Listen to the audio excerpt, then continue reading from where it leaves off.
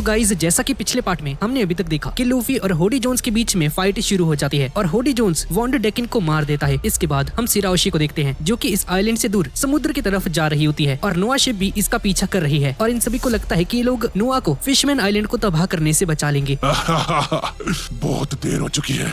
ये क्या? होडी जोन्स ने ये क्यों कहा? अरे शिट, इसने तो वॉन्डर डेकिन को मार दिया है। ये शिप आइलैंड पर गिरना शुरू हो जाएगी। और फिशमैन आइलैंड के ऊपर सांजी और वदात्सु के बीच में एक फाइट चल रही होती है और नामी भी अपने वेपन का यूज करके ब्लैक बॉल बाहर निकालती है और पूरे मैदान में बिजली दौड़ा देती है। और यहाँ पर जियो और इकारोस को लगता है कि नामी स्ट्रॉ हैट पायरेट्स की सबसे कमजोर कड़ी है। मुझे लगता है कि हमें इसे पकड़ लेना चाहिए। अगर हमने नामी को पकड़ लिया तो हम सभी स्ट्रॉ हैट को पकड़ सकते हैं। और तभी जियो नामी के पैरों को पकड़ लेता है और इकारोस अपने वेपन्स का यूज करके नामी पर हमला करने ही वाला होता है कि तभी ब्रूक मैदान में आ जाता है और इकारोस का वेपन किसी भी इंसान की बॉडी में से सारा का सारा खून सुखा सकता है, लेकिन अपने ब्रूक के अंदर कोई ब्लड है ही नहीं। अच्छा तो तुम नामी का खून सोखने वाले थे, लेकिन मैं एक स्केलेटन हूँ, मेरे अंदर ब्लड है ही नहीं। और तभी फ्रैंकी भी यहाँ पर आ जाता है जो कि एक ओपोनेंट की तलाश में था और इकारोस पर ही हमला कर देता है और यहाँ पर ब्रूक जियो के मुंह के ऊपर पैर रख देता है। अरे ओ सुने, और स्केलेटन से पैर हटा, नीचे देख अपने। Oh my God, I am sorry, मुझे माफ कर देना, मैंने तुम्हें देखा नहीं। और यहाँ पर डूमा जमीन के अंदर खुदाई कर रहा होता है और इसे लगता है कि कोई इसे नहीं रोक सकता है, लेकिन चॉपर भी जमीन के नीचे एक टनल बनाना शुरू कर देता है और बाहर पोसुन को लगता है कि उसॉप का गार्ड डाउन हो चुका है और इसे यहीं पर मार देता हूँ। और तभी चॉपर यूज करता है हॉर्न कैनन और जमीन से बाहर आकर पोसुन को मार देता है और तभी उसॉप ग्रीन स्टार का यूज करता है और जो टनल चॉपर ने बनाई होती है जमीन के नीचे उसमें आग लगा देता है। और तभी होडी के साथी स्टेरॉइड्स खा लेते हैं और लड़ने के लिए तैयार हो जाते हैं और स्ट्रॉ हैट पायरेट्स और न्यू फिशमैन्स के बीच में बैटल शुरू हो जाती है। और यहाँ पर जिन भी लोगों पर होडी ने हमला किया होता है उन्हें ट्रीटमेंट दिया जाता है और यहाँ पर मानबुशी और फुकाबुशी सिराओशी से चिल्लाकर कहते हैं कि सिराओशी तुम मुड़ जाओ, क्योंकि अभी शिप एक ऐसे एंगल पर है कि अगर ये यहाँ से नीचे गिर जाती है तो पूरा फिशमैन आइलैंड तबाह हो जाएगा। लेकिन इनकी आवाज सिराओशी तक नहीं पहुँच पा रही होती और तभी होडी इन दोनों को रोक देता है और ये दोनों बुरी तरह से घायल हो जाते हैं। और तभी मानबुशी पूरा दम लगाकर कहता है सिराओशी मुड़ जाओ, और ये आवाज सिराओशी तक पहुंच जाती है और मुड़ जाती है। होडी सिराओशी पर हमला करने के लिए आगे बढ़ता है, लेकिन लूफी इसे रोक देता है और लूफी और होडी के बीच में फाइट शुरू हो जाती है। और तभी वॉन्डर डेकिन उठ जाता है। मैं तुझे छोड़ूंगा नहीं। अपनी कुल्हाड़ी उठाता है, लेकिन अब इसके शरीर में इतनी सी भी ताकत नहीं बची होती है कि कुल्हाड़ी को उठा सके और इसका सिर एक लकड़ी से जाकर टकरा जाता है और वापस से बेहोश हो जाता है। अब वॉन्डर डेकिन बेहोश हो जाता है, जिसकी वजह से नोआ शिप आइलैंड की तरफ आना शुरू हो जाती है और अब इसे रोकने का कोई भी तरीका नहीं होता है। जाओ स्ट्रॉ हैट, अब रोक कर दिखाओ, अब इसे रोकने का कोई तरीका नहीं। लूफी ये देखकर हैरान हो जाता है और फुकाबुशी को एक बात याद आती है। दरअसल किंग नेपच्यून ने फुकाबुशी को इस शिप के बारे में एक बात कही थी। मेरी बात को ध्यान से सुनो, ये नोआ शिप कोई मामूली शिप नहीं है। बहुत सालों पहले हमने एक इंसान से वादा किया था और हमें इस शिप को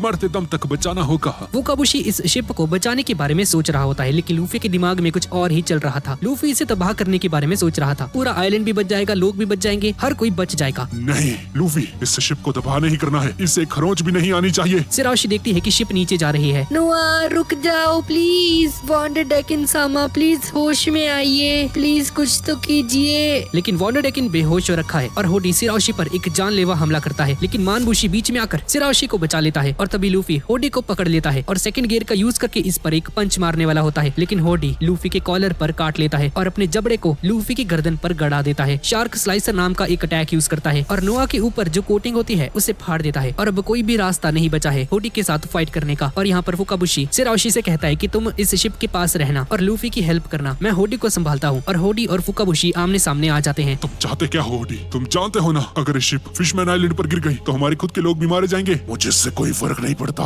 तुम करना क्या चाहते हो होडी? तुम इंसानों को मारना चाहते थे और अब तुम फिशमैन आइलैंड के लोगों को भी जान से मारना चाहते हो। हाँ, तुम अपने दोस्तों को, अपने साथियों को भी मार रहे हो। क्या इंसानों ने तुम्हारे परिवार को मारा था या तुम्हारे प्यार को मारा? ह्यूमंस ने क्या किया है तुम्हारे साथ? और होडी जोन्स कुछ बोलता है जिसकी वजह से फुकाबुशी इसे छोड़ देता है और इस मौके का फायदा उठाकर होडी जोन्स शार्क स्लाइसर इसके पेट के अंदर घुसा देता है, जिसकी वजह से फुकाबुशी बुरी तरह से घायल हो जाता है। सिराओशी लूफी को पकड़कर यहाँ से दूर लेकर चली जाती है और हम एक फ्लैशबैक को देखते हैं। फुकाबुशी ने पहले ही सारा इंतजाम कर लिया होता है, जैसे कि इसने पहले से ही ये अंदाजा लगा लिया था कि नोआ नीचे गिर सकती है और इसने सभी ऑफिशियल्स को पहले ही आगाह कर दिया था और इन सभी से कहा था कि एक बबली कोरल को तैयार रखना नोआ को दोबारा से कोटिंग करने के लिए। यहाँ पर होडी सिराओशी के पास आकर उस पर हमला करने लगता है, लेकिन लूफी इसे बचा लेता है। लूफी इसके स्लाइसर को तोड़ देता है और आर्मामेंट हाकी का यूज करके होडी जोन्स पर एक पंच मारता है और होडी एकदम से बहुत सारे स्टेरॉइड्स को खा लेता है और किसी शैतान के जैसा दिखने लग जाता है। और यहाँ पर हम फुकाबुशी को देखते हैं जो कि बच गया होता है। फुकाबुशी लूफी के पास जाता है। लूफी, मैं जान गया हूँ कि यह होडी कौन है, मैं इसे जानता हूँ। और यहाँ पर वदात्सुमी के साथ सांजी और जिम्बे दोनों फाइट कर रहे होते हैं। वदात्सुमी भी अपनी टेक्निक्स दिखाता है और ब्लोफिश की तरह फूल जाता है और तभी नेपच्यून का राइट हैंड यहाँ पर आ जाता है और यहाँ के सभी लोग इसे समझाते हैं कि यहाँ पर चल क्या रहा है। सर, स्ट्रॉ हैट्स हमारी हेल्प कर रहे हैं। हैं वो सभी लोग हुडी के आदमियों के साथ लड़ रहे हैं। और जैसे ही फिशमैन आइलैंड के लोगों को पता चलता है कि नोआ शिप आइलैंड के ऊपर गिरने वाली है तो यहाँ पर अफरा तफरी मच जाती है। मिनिस्टर इन सभी को कहता है कि यहाँ पर रहना सेफ नहीं है, तुम सभी लोग यहाँ से चले जाओ। नहीं, हम यहाँ से नहीं जाएंगे, ये हमारा घर है। हाँ, बच्चों ने सही कहा, हम भी यहीं पर रुकेंगे, हम यहाँ से नहीं जाने वाले। और तभी लूफी, फुकाबुशी, सिराओशी और जो बॉर्डर के गार्ड्स हैं जो कि नोआ की कोटिंग करने के लिए तैयार थे, उन सभी की कॉन्वर्सेशन गलती से पूरे फिशमैन आइलैंड पर ब्रॉडकास्ट हो जाती है। सभी लोग इनकी बात को सुनते हैं। फुकाबुशी माइक के अंदर कहता है,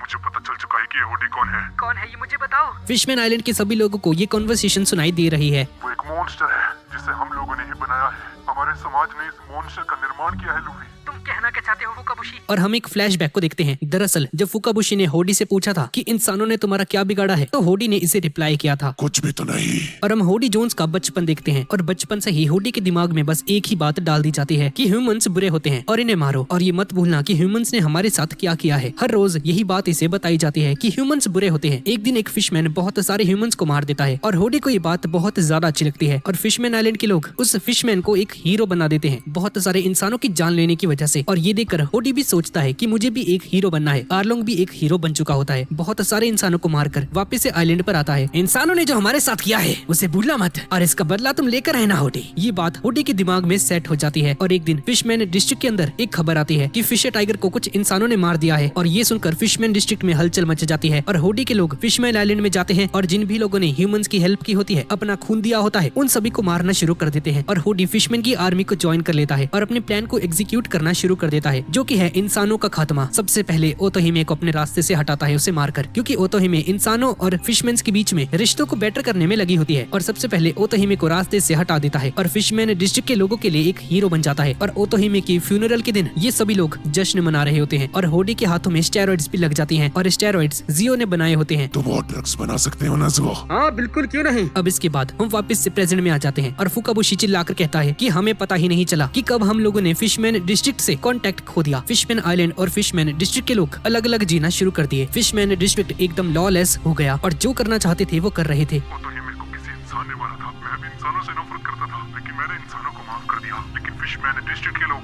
इस नफरत को नहीं संभाल पाए। हम सभी लोग शायद आपस में ही लड़कर मर जाएंगे। प्लीज स्ट्रॉ हैट लूफी, हम सभी को बचा लो, इस आइलैंड को बचा लो। हम नहीं चाहते कि जो ओतोहिमे कर गई थी हमें वो दोबारा से करना पड़े। फुकाबुशी चुप हो जाओ, तुम चिंता मत करो, मैं इस आइलैंड को बचा लूंगा, सब कुछ मुझ पर छोड़ दो। और यहाँ पर फिशमैन आइलैंड पर जोरो ह्योजो के साथ भिड़ जाता है। ह्योजो के हाथ में 8 तलवारें होती हैं और जोरो इसके साथ बहुत खतरनाक तरीके से लड़ना शुरू कर देता है। और पोसन भी चॉपर पर हमला कर देता है, लेकिन चॉपर यूज करता है हैवी पॉइंटो और इसके हथौड़े पर एक पंच मारता है। और यहाँ पर फ्रैंकी भी इकारोस के साथ फाइट कर रहा होता है। अब लूफी की बातें सुनकर फिशमैन आइलैंड के सभी लोग भागना बंद कर देते हैं। हम लोग नहीं भागने वाले, हम यहाँ से नहीं जाएंगे। अगर मरेंगे तो एक साथ मरेंगे। वो लूफी एक इंसान है और हमारे लिए इतना कुछ कर रहा है। और यहाँ पर जियो और ब्रूक के बीच में लड़ाई चल रही होती है। जियो गायब हो जाता है और ब्रूक पर लगातार हमले करने लगता है, लेकिन इसके बावजूद ब्रूक इस पर अपनी स्वॉर्ड घुसा देता है। अब जियो गुस्से में आकर गायब होकर एक चेन अटैक यूज करता है ब्रूक के ऊपर और ब्रूक की गर्दन को तोड़ देता है। ब्रूक मरने लगता है और अपनी जिंदगी को याद करने लगता है। मैंने इतने साल अंधेरे में बिताए, उसके बाद मुझे लूफी और बाकी सभी लोग मिले। जितना भी समय मैंने अपने दोस्तों के साथ गुजारा वो मेरी जिंदगी के सबसे अच्छे दिन थे।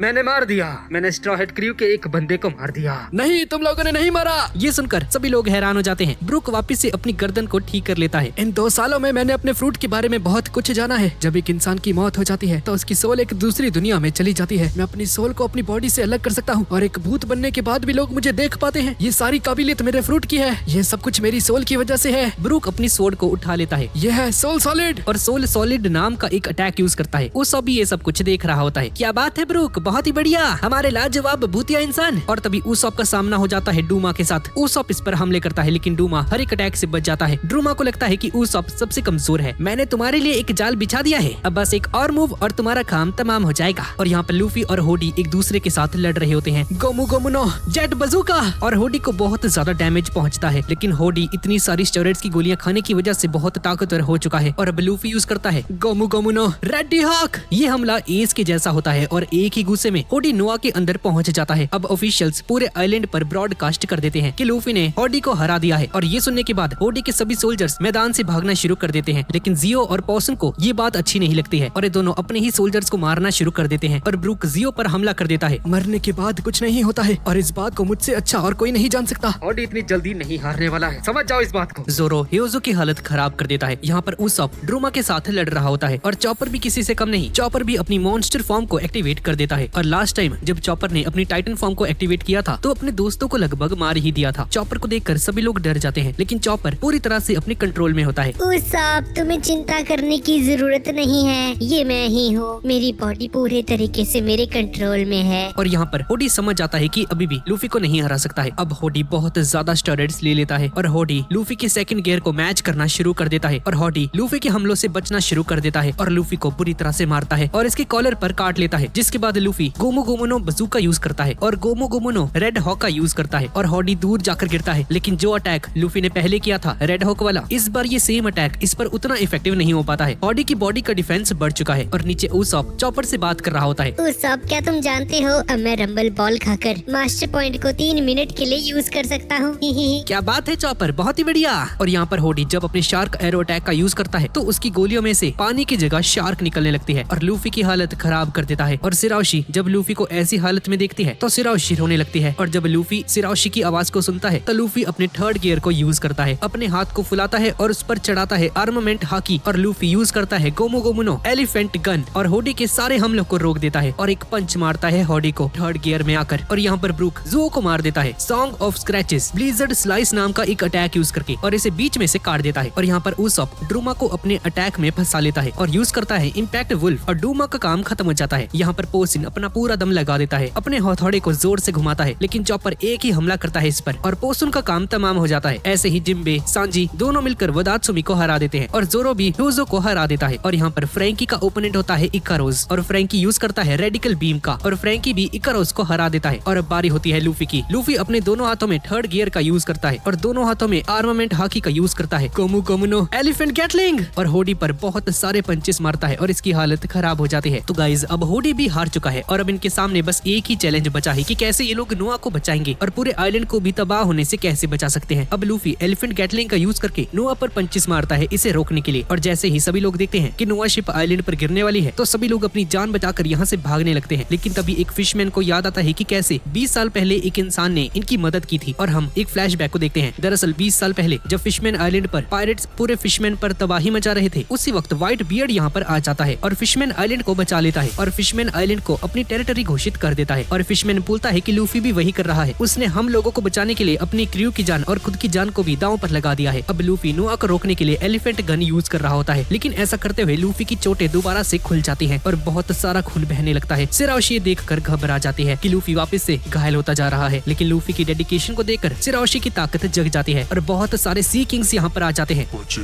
रुक जाओ। क्या नहीं, मैं नहीं रुक सकता हूँ, अगर मैं रुक गया तो फिशमैन आइलैंड तबाह हो जाएगा। और तभी सिराओशी लूफी के सामने आ जाती है। रुक जाओ लूफी प्लीज। और लूफी को पकड़कर रोक देती है। रुक जाओ, अब तुम्हें लड़ने की जरूरत नहीं है लूफी। नहीं सिराओशी, आइलैंड पर हजारों लोग हैं, सभी मर जाएंगे। नहीं, कुछ नहीं होगा, नोआ शिप ऑलरेडी रुक चुकी है। और हम देखते हैं कि बहुत बड़े बड़े जाइंट सी किंग्स यहाँ पर आ जाते हैं और नोआ शिप को पकड़ लेते हैं। ये देखकर लूफी भी हैरान हो जाता है और लूफी ये देखकर एक चैन की सांस लेता है कि नोआ शिप आइलैंड पर गिरने से बच गई और लूफी बेहोश हो जाता है। सिराओशी लूफी को पकड़ने वाली थी। तुम चिंता मत करो, उससे कुछ नहीं होगा, वो ठीक है। क्या आप लोग मेरे साथ कैसे बात कर रहे हैं? ये सी किंग्स आपस में कुछ बात करने लगते हैं कि लूफी कितना ज्यादा स्ट्रॉन्ग है, इसने अकेले नहीं इस शिप को लगभग रोक ही दिया था। ये क्या, मैं तुम्हारी बातें कैसे सुन पा रही हूँ? क्योंकि आप हमारी क्वीन हैं, सिराओशी। ये सुनकर सिराओशी हैरान हो जाती है। क्या मैं तुम्हारी क्वीन हूँ? आप हमारी क्वीन हैं। आप पैदा हुई थी हमारी क्वीन की ताकत को लेकर। अच्छा हुआ आपने हमें बुला लिया, वरना ये इंसानी शिप को तोड़ देता। मैंने तो तुम्हें नहीं बुलाया, मैं बस रो रही थी। हम जानते हैं आप रोते रोते सोच रही थी कि आप लूफी की मदद कैसे कर सकती हैं, इसलिए हम लोग आपकी हेल्प करने यहाँ पर आए हैं। हम सभी लोग आपस में जुड़े हुए हैं क्वीन जी। और कंट्रोल रूम के सभी सोल्जर्स ये देखकर हैरान हो जाते हैं कि सी किंग्स इनकी हेल्प क्यों कर रहे हैं। एक सेकंड, ये क्या हो रहा है? अरे ये सी किंग्स हमारी हेल्प क्यों कर रहे हैं? फिशमैन आइलैंड के वासियों, सी किंग्स यहाँ पर आकर नोआ को आइलैंड पर गिरने से बचा चुके हैं। ये न्यूज सुनकर सभी लोग बहुत खुश हो जाते हैं। क्या बात है, लूफी ने ये कर दिखाया, लूफी ने नोआ को रोक दिया, क्या बात है, हम सभी लोग बच गए। स्ट्रॉ हेड पायरेट्स भी बहुत ज्यादा खुश हो जाते हैं और यहाँ पर ये सी किंग्स बताते हैं कि ये शिप इनके लिए ही बनाई गई थी और इनकी क्वीन ने मरमेड के रूप में जन्म लिया था और वो इनकी जगह को छोड़कर फिशमैन आइलैंड पर आ गई थी और उसके बाद सिराओशी तुम्हारा जन्म हुआ और इनकी रानी की ताकत क्वीन सिराओशी में इनहेरिट हो चुकी है। ये सी किंग्स नुआ को खींचने लगते हैं और नुआ के अंदर की हवा श्रिंक होने लगती है। तुम्हें जाकर उस बच्चे को बचाना होगा सिराओशी। वो एक इंसान है, पानी के अंदर सांस नहीं ले सकता है। सिराओशी लूफी की जान बचाने के लिए जाने लगती है और नुआ शिप को ले जाते हुए ये सी किंग्स आपस में बात करते हैं कि क्या तुमने इस चीज को नोटिस किया कि लूफी इनकी बातों को समझ पा रहा था। और हम गोल्डी रॉजर को देखते हैं। गोल्डी रॉजर भी सी किंग्स की आवाजों को सुन सकता था और इसके क्रू में सिर्फ यही इकलौता इंसान था जो कि ऐसा कर सकता था। ओए रेले, क्या तुझे कोई आवाज सुनाई दी क्या? इस समुद्र में कौन है? कौन मुझसे बात करना चाहता है? और ठीक ऐसे ही लूफी को भी इनकी आवाज सुनाई देती है। और दूसरी तरफ पैलेस की गार्ड्स नेपच्यून के राइट हैंड मैन को कॉल करते हैं। सर, हमारे सारे खजाने को किसी ने चुरा लिया है और हमें वो सारी मरमेड भी मिल चुकी है जो कि गायब हो चुकी थी। शुक्र है सर, हमें वो मरमेड्स मिल गई हैं, लेकिन हमें उस चोर को पकड़ना होगा जिसने हमारा खजाना चुरा लिया है। हमारा देश बर्बादी से बच गया।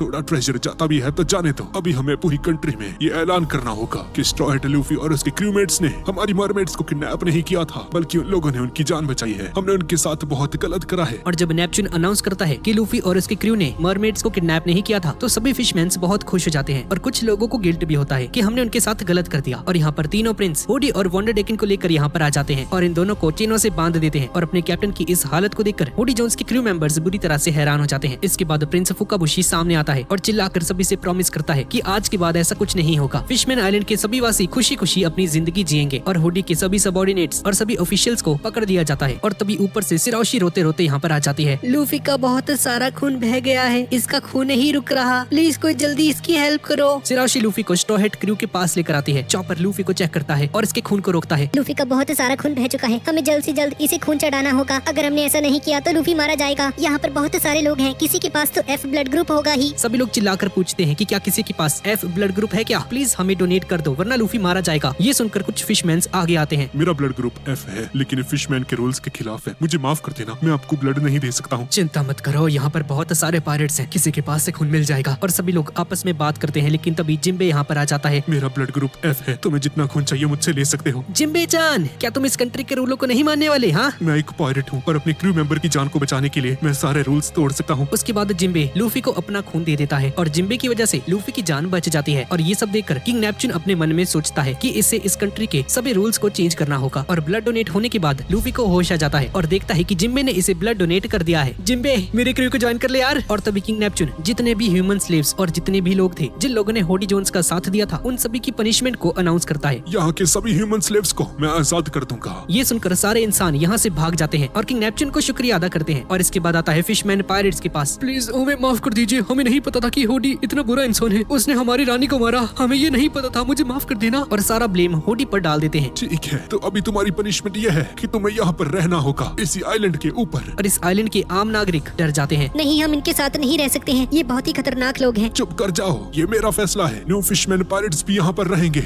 लेकिन मेरी आर्मी की देख-रेख में हम तुम्हें काम देंगे, घर भी देंगे और खाने के लिए खाना भी देंगे। और जो लोग अच्छे से रहेंगे उन्हें यहाँ का एक आम नागरिक भी बना दिया जाएगा। फुकाबुशी, स्ट्रॉ हैट और बाकी सभी लोग कहाँ पर हैं? पिताजी, वो लोग यहाँ से भाग चुके हैं। क्या यहाँ से भाग क्यों गए? और यहाँ पर हम स्ट्रॉ हैट पायरेट्स को देखते हैं जो कि यहाँ से जाने की तैयारी में है। सिराओशी इनके पास आती है। क्या तुम यहाँ पर नहीं रुक सकते प्लीज? तुम वहाँ से भाग क्यों गए थे? हाँ, क्या तुमने देखा नहीं वो कैसे देख रहे थे हमें, जैसे कि हम कोई हीरो होते हैं? हम कोई हीरो नहीं है सिराओशी। और लूफी भी जिम्बे को मनाने की कोशिश करता है। जिम्बे प्लीज यार हमारे क्रू को ज्वाइन कर ले, हम साथ में एडवेंचर पर जाएंगे यार प्लीज। नहीं लूफी, अभी मैं तुम्हारे क्रू को ज्वाइन नहीं कर सकता हूँ। पर क्यों नहीं यार? मुझे यहाँ पर बहुत सारे काम निपटाने हैं, मुझे वो सारे काम निपटाने होंगे, उसके बाद ही मैं तुम्हारे क्रू को ज्वाइन कर पाऊंगा। नामी, अब हमें कहाँ जाना होगा? क्या अब हम लोग सीधा न्यू वर्ल्ड में जाने वाले हैं? सच में तुम लोग जा रहे हो? मुझे तो तुम्हें शुक्रिया अदा करने का भी मौका नहीं मिला। ये देखकर सांजी पिघल जाता है। अरे यार क्या कर रहे हो तुम लोग? सिराओशी तुम चिंता मत करो, हम यहाँ पर 3-4 साल रुकने वाले हैं। लेकिन तभी उस सांजी पर एक पंच मार देता है। साले 3-4 साल यहाँ पर बिताएगा, पागल है क्या? और तभी नेपच्यून का एक सोल्जर यहाँ पर आ जाता है ट्रांसपोंडर स्नेल लेकर। मैं तुम सभी को जश्न पर इनवाइट करता हूँ, उसके बाद तुम सभी लोग जा सकते हो। अच्छा पार्टी है, फिर ठीक है, हम सभी लोग आ जाएंगे। और एक बहुत बड़ी पार्टी को अरेंज किया जाता है। पार्टी में स्टेज सजाया जाता है, खाना सर्व किया जाता है, दारू पार्टी सब कुछ चल रहा है और सांजी भी कुड़ियों के बीच में मस्त होता है। अब इसके बाद रॉबिन किंग नेपच्यून को अकेले में मिलने के लिए इनवाइट करती है। किंग नेपच्यून रॉबिन के सामने आता है। तुमने मुझे क्यों बुलाया है यहाँ पर आधी रात को मिलने के लिए? हाँ, मुझे तुमसे कुछ पूछना था। नहीं, मुझे माफ करना, मैं अपनी बीवी को धोखा नहीं दे सकता। वो मर चुकी है तो क्या हुआ, मैं उसके साथ धोखा नहीं कर सकता। ये जॉय बॉय कौन है? मैंने सी फॉरेस्ट में एक पोनीग्लिफ के ऊपर इस नाम को पढ़ा, ये जॉय बॉय कौन है और क्या है। ये सुनकर नेपच्यून चौंक जाता है। क्या तुमने उस एंशिएंट पोनीग्लिफ को पढ़ लिया क्या? हाँ, मैंने उसे पढ़ लिया है क्योंकि मैं ओहारा की एक सर्वाइवर हूँ। ये जॉय बॉय कौन है और वो किससे माफी मांग रहा है, मुझे ये सब कुछ विस्तार में जानना है। ठीक है, मैं तुम्हें सब कुछ बताऊंगा। जॉय बॉय एक बहुत ही ज्यादा खतरनाक और पावरफुल इंसान था जो बहुत सालों पहले इस आइलैंड पर रहता था। 800 साल पहले? हाँ, तुमने सही कहा। और वो किसी मरमेड प्रिंसेस से मिला था और उस प्रिंसेस के पास वही ताकतें थी जो कि अभी सिराउशी के पास है। और मरमेड प्रिंसेस के साथ जॉय बॉय ने एक वादा किया था, लेकिन अपनी जिंदगी के आखिरी समय तक अपने वादे को पूरा नहीं कर पाया था और उससे पहले ही उसकी मौत हो गई थी। इसलिए उसने एक माफी पत्र छोड़ा है उस पोनीग्लिफ के रूप में, और ये माफी पत्र मरमेड प्रिंसेस के लिए था। और ऐसा कहा जाता था कि मरमेड प्रिंसेस की ताकत को लेकर कोई और पैदा होगा और जॉय बॉय के वादे को पूरा करेगा। जब मैं स्काई आइलैंड के ऊपर थी, वहाँ पर मुझे एक पोनीग्लिफ मिला था और उस पोनीग्लिफ पर एक एंशिएंट वेपन के बारे में बताया गया था और ऐसा कहा गया था कि वो एंशिएंट वेपन फिशमैन आइलैंड के ऊपर है। अगर मैं गलत नहीं हूँ तो वो एंशिएंट वेपन सिराउशी है। हाँ, तुमने सही कहा। प्रिंसेस सिराउशी एक खतरनाक वेपन है। तुम्हारी बेटी ही पोसाइडन है। हाँ, तुमने सही कहा। मैं नहीं जानता कि उसके पास ये ताकत कैसे आई है। बहुत सालों पहले 3 ऐसे वेपन्स हुआ करते थे जो कि दुनिया को खत्म करने की ताकत रखते थे, और उन 3 वेपन्स का नाम है प्लूटन, पोसाइडन और उरानोस। और उनमें से एक वेपन है हमारी सिराउशी ही। मैं नहीं चाहता कि किसी को भी सिराउशी के बारे में पता चल जाए। हाँ, तुमने सही कहा। अगर सिराउशी की ताकत के बारे में किसी को भी पता चल गया तो सब लोग सिराउशी के पीछे पड़ जाएंगे और उसे किडनैप करने की कोशिश करेंगे। पायरेट तो छोड़ो, सरकार भी इसका पीछा नहीं छोड़ेगी। लेकिन कारिबू ये सारी बातें सुन लेता है। तो वो बिग मरमेड इतनी बड़ी वेपन है? हाँ, उसे तो मैं किडनैप करके ही रहूंगा। और फुकाबुशी ब्रदर्स ने होडी और इन सभी को जेल के अंदर डाल दिया है और होडी और उसके ऑफिशियल्स उन स्टेरॉइड की साइड इफेक्ट्स की वजह से बूढ़े हो चुके हैं। और वॉन्डरडेकिन को भी देखते हैं। वॉन्डरडेकिन होश में नहीं होता है, लेकिन होडी ने जब इस पर हमला किया था तब इसके वाइटल ऑर्गन्स बच गए थे, जिसकी वजह से इसकी जान बच गई। अब जिम्बे स्ट्रॉ हैट पायरेट्स को कुछ बताता है, कुछ जरूरी बातें जो कि न्यू वर्ल्ड में एंटर करने से पहले इन सभी को जानना जरूरी है। और जिम्बे इन सभी को बताता है कि 2 साल पहले फ्लीट एडमिरल सेनगोकू ने जब रिजाइन किया था तो उसके बाद नेक्स्ट फ्लीट एडमिरल बनने के लिए उनके बीच में एक बहुत बड़ी फाइट हुई थी। सेनगोकू ने सुजेस्ट किया था कि आओकिजी नेक्स्ट फ्लीट एडमिरल बनना चाहिए, लेकिन अकाइनो के लिए भी बहुत ज्यादा सपोर्ट थी। इसलिए इन दोनों ने आपस में डिसाइड किया कि ये दोनों फाइट करेंगे और नेवी का नया फ्लीट एडमिरल बन जाएगा। और ये दोनों के दोनों न्यू वर्ल्ड के एक आइलैंड के ऊपर लगातार 10 दिन तक लड़ते रहे। उस आइलैंड का भरता बन गया, एक साइड पर बर्फ और दूसरी तरफ लावा भर गया। और 10 दिनों तक फाइट करने के बाद अकाइनो जीत गया था और अब अकाइनो नेवी का नया फ्लीट एडमिरल बन चुका है। लेकिन आओकिजी को अकाइनो के अंडर काम करना बिल्कुल भी पसंद नहीं था, इसलिए उसने नेवी को ही त्याग दिया। सिर्फ यही नहीं, ब्लैक बियर्ड भी एक मुसीबत बन चुका है। ब्लैक बियर्ड हर जगह पर जा रहा है, जो कि पहले व्हाइट बियर्ड का इलाका हुआ करता था। उन सारी जगहों पर जाकर उन सभी इलाकों को अपना बना रहा है। और ब्लैक बियर्ड दुनिया के सबसे खतरनाक डेविल फ्रूट यूजर्स को ढूंढ रहा है। वो उन सभी को मारता है और उनके डेविल फ्रूट की ताकत को हासिल कर लेता है। अब वो कैसे करता है ये मुझे नहीं मालूम, लेकिन अब वो लोगों का डेविल फ्रूट चुरा सकता है, तो तुम्हें संभल कर रहना होगा। और वो 4 एम्परर्स में से एक एम्परर भी बन चुका है। लूफी, तुम्हें उससे बच के रहना होगा। लेकिन लूफी अपना मस्त खाना खाने में लगा हुआ है और इसकी बातों में कोई भी इंटरेस्ट नहीं है। अबे लूफी के बच्चे, मेरी बात सुन। अरे आराम से यार, खाना खाने दे, भूख लग रही है। इतना चिल्ला क्यों रहा है तू? ये क्या कर रहे हो? तुम कैप्टन हो, तुम्हें मेरी बात सुननी होगी। अरे यार कोई बात नहीं जिम्बे, हमें बता दो ना। तुम्हारा कैप्टन किसी काम का नहीं। हाँ, लूफी थोड़ा सा नादान है, इसे माफ कर देना। और यहाँ पर सिराउशी जब आराम कर रही होती है तो कारिबू यहाँ पर आकर सिराउशी को किडनैप करने की कोशिश करता है, लेकिन तभी लूफी यहाँ पर आ जाता है। ये क्या कर रहे हो तुम? हाँ, तुम सिराउशी को किडनैप करने की कोशिश कर रहे हो? और कारिबू को मारकर नीचे फेंक देता है। सिराउशी बहुत ज्यादा रोती है। लूफी, तुम्हारा शुक्रिया मुझे बचाने के लिए। मैं बहुत डर गई थी। साले लूफी कितना लकी है तू, मुझे उसे किक करना चाहिए था। सिराउशी अभी मुझे हक कर रही होती। और तभी किंग नेपच्यून का राइट मैन यहाँ पर आता है और बताता है कि ये कारिबू, ये चोर, इस बंदे ने इनका पूरा का पूरा खजाना लूट लिया था। क्या कहा? उसने तुम्हारा ट्रेजर लूट लिया था? इसका मतलब क्या है? हाँ, दरअसल जब हम लोग बात कर रहे थे तो पैलेस के ऊपर कोई नहीं था। तभी वो चोर यहाँ पर आया और पैलेस का सारा खजाना चुरा कर ले गया। तो हमें तो उसे पकड़ना चाहिए ना, वो तुम्हारा खजाना है। हाँ, वो काफी ज्यादा कीमती है, लेकिन हमारे राज्य के लोगों की जान से ज्यादा जरूरी नहीं। तो हमें उसे पकड़ना पड़ेगा। ठीक है, मैं उसे पकड़ूंगी। अगर हम उसे पकड़ लेते हैं तो क्या होगा? हाँ, तो वो सारा खजाना तुम रख लेना। सच में? और पीछे घूमती है इन तीनों की तरफ। अबे ओ, क्या कर रहे हो तुम तीनों? हाँ, तुमने उसे भगा क्यों दिया? पागल वागल हो क्या? तुम्हें उसे पकड़ना चाहिए था, जल्दी पकड़ो उसको। मुझे लग रहा है हमारे एक लात पड़ने वाली है। हाँ जोरो, लगता है तुम सही कह रहे हो। और इन तीनों को लात मारकर नीचे भगा देती है कारिबू को पकड़ने के लिए। जल्दी मेरा खजाना लेकर आओ, समझ गए ना तुम तीनों? अब लूफी और ये सभी लोग कारिबू के पीछे चले जाते हैं और इन्हें ये सारा खजाना मिल जाता है। लूफी, जोरो और सांजी ये सारा खजाना पैक करके यहाँ से जाने लगते हैं। और ये ट्रेजर बहुत ज्यादा भारी होता है। इतने सारे पैसों से तो मैं बहुत सारा मीट खरीद पाऊंगा। और यहाँ पर कैंडी फैक्ट्री के बाहर बिग मॉम के 2 चेले यहाँ पर आ चुके हैं। बिग मॉम वही है जो कि इस पूरे फिशमैन आइलैंड को प्रोटेक्शन देती है। और बिग मॉम कैंडी फैक्ट्री से हर महीने 10 टन कैंडीज लेकर जाती है और यही इन लोगों का एग्रीमेंट है। एक का नाम होता है पैकॉम और दूसरे का नाम है बैरोन तमागो। ये दोनों इनसे वसूली कर रहे होते हैं। हमने कहा था ना हमें 10 टन मिठाई चाहिए, तो कहाँ है वो मिठाई? 4 दिन बाद एक पार्टी आयोजित की गई है। और यहाँ का मिनिस्टर इन दोनों को समझाता है कि यहाँ पर रिसेंटली एक बैटल हुई है और कैंडी की मशीन खराब हो चुकी है। अभी हम तुम्हें नहीं दे सकते, प्लीज 2 हफ्ते रुक जाओ, हम तुम्हें 1000 टन कैंडीज दे देंगे। लेकिन पैकॉम और तमागो इस बात को मानने के लिए तैयार नहीं होते हैं। हमें 10 टन मिठाई चाहिए तो चाहिए, जल्दी लेकर आओ। और तभी लूफी, जोरो और सांजी यहाँ पर आ जाते हैं। अच्छा, तो तुम लोग यहाँ पर मिठाई लेने आयोगे है ना? कल मैंने बहुत सारी मिठाई खाई, बहुत स्वादिष्ट थी। कैसी बॉस है तुम्हारी, 2 हफ्ते नहीं रुक सकते क्या? हमारी बॉस एक लड़की है। अच्छा, एक लड़की है। हाँ तो ठीक है, अगर हम टाइम पे मिठाइयाँ नहीं दे पाएंगे तो क्या होगा? हाँ, अगर तुम लोग टाइम पर मिठाइयाँ नहीं दे पाओगे तो बिग बॉम की एक खतरनाक आर्मी यहाँ पर आएगी और इस पूरे देश को डिस्ट्रॉय कर देंगे। क्या देश को डिस्ट्रॉय कर देंगे? ये आइलैंड इतनी बड़ी मुसीबत से अभी अभी बाहर निकला है और एक कैंडी के लिए तुम इस पूरे के पूरे देश को तबाह कर दोगे? तुम लोग पागल वागल हो क्या? और यहाँ पर हम न्यू वर्ल्ड के एक केक आइलैंड का सीन देखते हैं जहाँ पर शार्लेट लिलिन यानी कि बिग मॉम रहती है, वन ऑफ द 4 एम्परर्स, और इसके मुंह से बहुत ज्यादा लार टपक रही होती है। तभी एक सोल्जर यहाँ पर आता है और बिग मॉम को रिपोर्ट देता है। बिग मॉम जी, हमने उस देश को डिस्ट्रॉय कर दिया है जिसने हमें कैंडीज देने से मना कर दिया था। हाँ सही किया तुमने। उनकी कुकीज काफी अच्छी थी पर टाइम पर कुकीज नहीं दे पाए, इसकी वजह से उन्हें मरना पड़ा। हाँ मैम, लेकिन मुझे लगता है कि फिशमैन आइलैंड से भी कैंडीज नहीं आ पाएंगी। अभी बैरन ने मुझे कॉल की थी और उसने कहा था कि यहाँ पर कोई दिक्कत हो चुकी है, वहाँ की कैंडी फैक्ट्री डिस्ट्रॉय हो चुकी है, इसलिए वहाँ से कैंडी नहीं आ पाएगी। क्या कहा तुमने? मुझे फिशमैन आइलैंड की कैंडी नहीं मिल सकती। मैं सब लोगों को मार डालूंगी। वहाँ पर कॉल लगाओ, मुझे उनसे बात करनी है। और यहाँ पर लूफी इन दोनों से झगड़ा कर रहा होता है कि तुम एक कैंडी के पीछे इस पूरी कंट्री को डिस्ट्रॉय नहीं कर सकते हो। और तभी बिग मॉम की कॉल आ जाती है ट्रांसपॉन्डर स्नेल के ऊपर। अरे नहीं, लगता है बिग बॉम ने कॉल कर दिया है, अब तुम सभी लोग नहीं बचोगे। इन दोनों की फट जाती है और कोई भी बिग मॉम की कॉल को पिकअप नहीं कर रहा होता है। लेकिन तभी लूफी बेखौफ इस फोन को उठा लेता है। हेलो, कौन है भाई? हाँ जी बिग मॉम जी, क्या चाहिए आपको? क्या तुम तो तमाकू नहीं हो, तुम कौन हो? हाँ? मेरा नाम है मंकी डी लूफी और मैं फ्यूचर में पायरेट किंग बनने वाला हूँ, समझ गई ना? ये सुनकर सन्नाटा छा जाता है। मंकी डी, इसका मतलब है तुम कार्प के पोते हो, है ना? हाँ, मैं गार्प का पोता हूँ और मैंने तुम्हारी सारी कैंडीज खा ली हैं, समझ गई ना? क्या कहा तुमने? मुझे कोई कैंडी नहीं मिलेगी। वहाँ पर 10 टन कैंडीज पड़ी थी।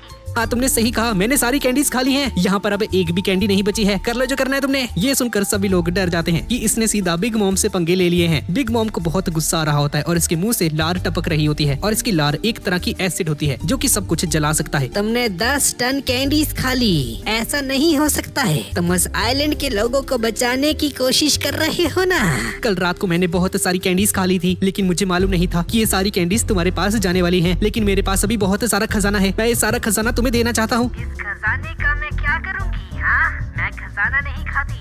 जो मुझे चाहिए वो है फिशमैन आइलैंड की स्वीट स्वीट कैंडी। तमागो दौड़ते हुए आता है। बिग मॉम प्लीज ध्यान से सुनिए मेरी बात को। लास्ट महीने कैप्टन किड यहाँ पर आया था और उसने हम पर बहुत सारे हमले किए थे, हमारी बहुत सारी शिप्स को तोड़ दिया था मॉम। अभी हमें बहुत सारा पैसा चाहिए नई शिप्स के लिए, क्या प्लीज हम इन्हें इस बार के लिए माफ नहीं कर सकते हैं प्लीज? ये सुनकर बिग मॉम को और भी ज्यादा गुस्सा आ जाता है। तमागो, क्या तुम पागल हो चुके हो?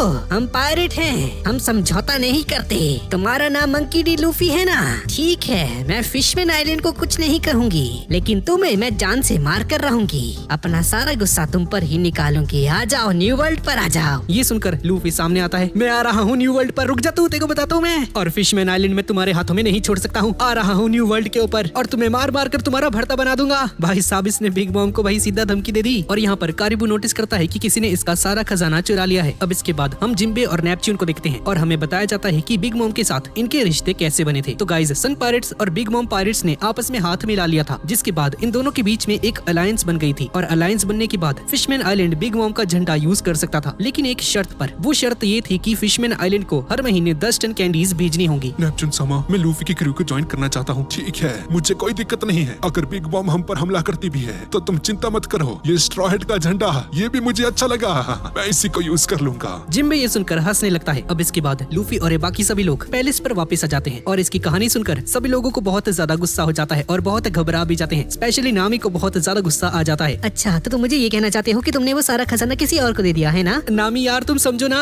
अगर मैं ऐसा नहीं करता तो वो पूरी फिशमैन आइलैंड को तबाह कर देती, इसलिए मैंने उसके थोड़ा सा खिलाफ बोल दिया। हाँ, ये सुनकर ब्रूक, उसॉप और चॉपर बुरी तरह से चौंक जाते हैं। साले, तूने एक एम्प्रेस को चैलेंज कर दिया लूफी के बच्चे। अब तो हम लोग नहीं बचने वाले, लगता है मैं मरने वाला हूँ एक स्केलेटन होने के बावजूद भी। लूफी की ये बातें सुनकर नामी को बहुत ज्यादा गुस्सा आ जाता है और इन तीनों के सर के ऊपर बहुत सारी बॉल्स उगा देती है, इन्हें मार मार कर इनका भरता बना देती है। सालो, तुम्हारी हिम्मत कैसे हुई? मेरा सारा खजाना उन्हें दे दिया।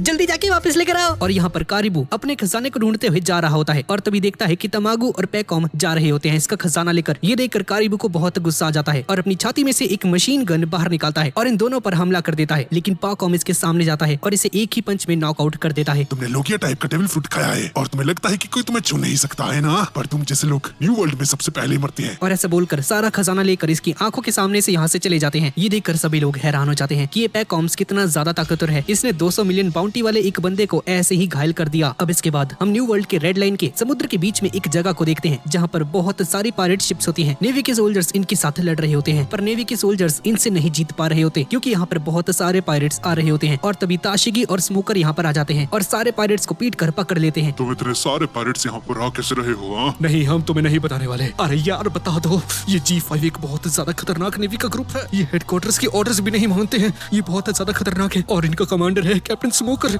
ये सुनकर ये पायरेट घबरा जाता है और सब कुछ बता देता है कि फिशमैन आइलैंड के ऊपर इन लोगों ने बहुत सारे इंसानों को स्लेव्स बनाकर रखा हुआ था, लेकिन वहाँ पर एक और पायरेट गया और सभी के सभी फिशमैन्स को आजाद कर दिया और वहाँ की सिविल वॉर को रोक दिया। और जिसने ऐसा किया है उसका नाम है मंकी डी लूफी। मैं जानता हूँ उसको। और यहाँ पर लूफी और ये सभी लोग फिशमैन आइलैंड से जाने की तैयारी करने लगते हैं। लूफी सभी को गुड बाय कहता है। बहुत सारे फिशमैन्स रो भी रहे होते हैं इनके जाने की वजह से और सिराओशी सबसे ज्यादा रो रही होती है। हम लोग अभी अभी दोस्त बने थे और तुम जा रहे हो लूफी।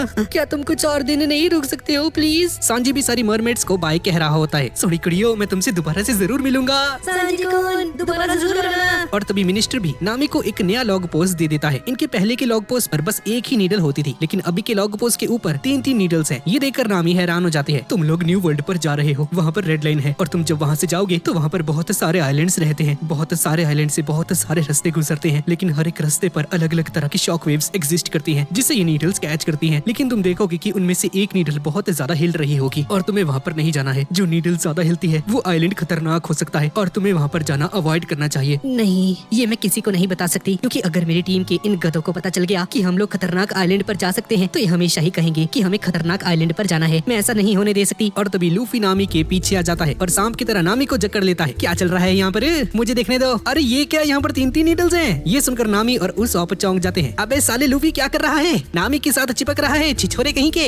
नामी बुरी तरह से चौंक जाती है और लूफी के गले को जोर से दबा देती है। साले लूफी टर्की, हट जा तू। सांजी की संगति का असर हो रहा है तुझ पर और मैं जहाँ पर कहूँगी हमें वहीं पर जाना होगा, समझ गया ना? अरे नामी की बच्ची बिल्कुल नहीं ठीक है ना, मैं कैप्टन हूँ। चुप कर जाए, मैं नेविगेटर हूँ, तुम्हें मेरी बात सुननी होगी लूफी। और इसके बाद ये सभी लोग एक दूसरे को बाय कहकर फिशमैन आइलैंड से निकल जाते हैं अपने न्यू वर्ल्ड के नए सफर पर। अब लूफी की शिप यहाँ से जाने लगती है और सिराओशी इन्हें जाते हुए देखकर खुद को रोक नहीं पाती है और समुद्र में कूदकर लूफी की शिप के पास आ जाती है। लूफी सामा।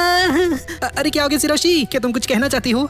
लूफी, क्या तुम जब अगली बार आओगे तो प्लीज मुझे बाहर घुमाने के लिए लेकर जाओगे ना? ठीक है, मैं तुमसे वादा करता हूँ। और मैं भी तुमसे वादा करती हूँ, मैं आपसे बिल्कुल नहीं रहूंगी। और लूफी और ये सभी लोग एक एक करके सिराओशी से वादा करते हैं कि लोग दोबारा से जरूर मिलेंगे और सिराओशी को अलविदा कहकर यहाँ से चले जाते हैं। और गाइज इसी के साथ फिशमैन आइलैंड आर्क यहीं पर खत्म हो जाती है। तो गाइज यही थी आज की वीडियो। तो गाइज फिशमैन आइलैंड आर्क आपको कैसी लगी नीचे कमेंट्स में मुझे जरूर बताना। और अगर आपको ये वीडियो अच्छी लगी तो प्लीज इसे लाइक कर देना और कमेंट भी जरूर कर देना। और इसके अगले पार्ट के लिए कमेंट टारगेट रखते हैं 10,000 कमेंट्स। और गाइज आने वाली न्यू वीडियोस के रेगुलर अपडेट्स के लिए आप मेरे व्हाट्सएप चैनल को भी ज्वाइन कर सकते हो। लिंक आपको नीचे कमेंट सेक्शन में देखने को मिल जाएगा। तो ठीक है गाइज, और मिलते हैं अगली वीडियो में।